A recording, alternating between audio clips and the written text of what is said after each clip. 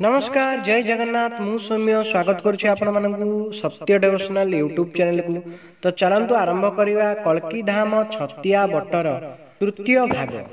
महात्मा साधुवर दास महात्मा हाड़ीदासंक परे छतिया बट पीठर पीठाधीश हेले महात्मा साधुवर दास।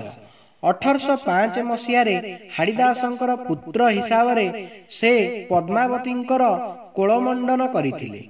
तांकरी प्रकाश पाई महात्मा हाड़ीदास जोग साधना करथिले। छतियाबट स्थित देवनासन बटवृक्ष मूलरे से अहरह साधनारे लिप्त रहुथिले। महात्मा साधुवर दास हेउछंती ब्रह्मंकर निराकार कलार प्रकाश। से हेउछंती स्वयं निराकार। जगन्नाथ कला को नहीं तांकर आविर्भाव। तांको आविर्भावर संकेत भविष्यांत ग्रंथ उदेवाखर सूचित होइअछि। साधुवर दास नाम भणाइबे तिनि राम सरी हेबे।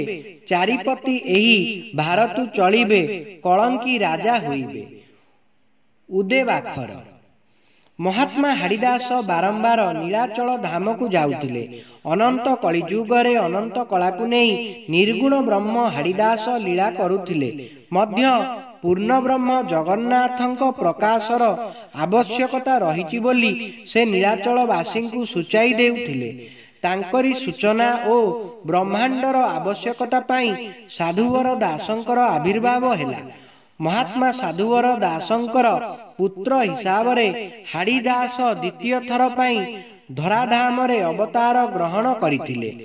एही अवतारर रहस्य केवल अवतारींकु ही जଣା। जन्मदिन ठारू 12 वर्ष पर्यंत प्रभुंकर पाटी फिटिला नाही कि से चाली पारिले नाही। सबुबेले बिछणारे पड़ी रहिले। मांको कोଳରେ तांकर दिन कटुथाए। मां सबुबेले काख करुथिले। 12 वर्ष पर्यंत कोଳ करी करी मांको मनरे गोटिए थर पाई दुख जात हेउची। पुओ को सांगरे नहीं हाड़ीदासंक समाधि पाखरे उपविष्ट होइछन्ति। एभली संतान काहीकि प्रभु देले बोली कही दुख प्रकाश करिछन्ति।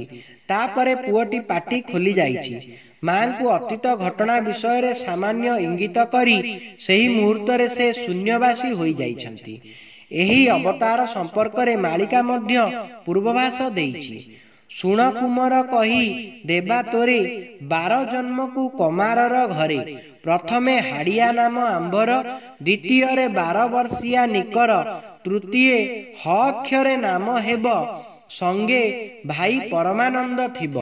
हाड़ीदास महात्मा साधुवर दासंकर सेही 12 वर्षिया पुओ हेउचंती स्वयं हाड़ीदास। वृद्ध अवस्थारे थरटिए कोଳରେ बसाइबाकू पुत्र वधू को हाड़ीदास अनुरोध करथिले। मात्र बोहू को लाज लागिथिला। हाड़ीदासंक अनुरोध को एड़ाई देइथिले। सेही मुहूर्त रे बोहू को ठाकुरे कहिले थरटिए कोଳ कल नाही।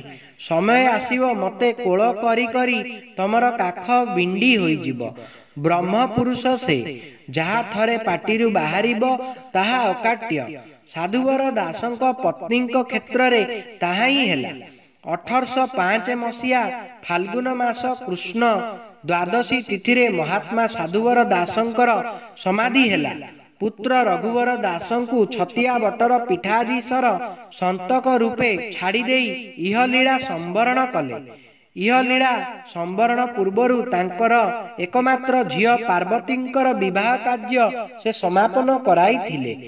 कटक जिलार टांगी थाना अंतर्गत सफा ग्राम रे तांको झियो पार्वतींकर विवाह होइतिला।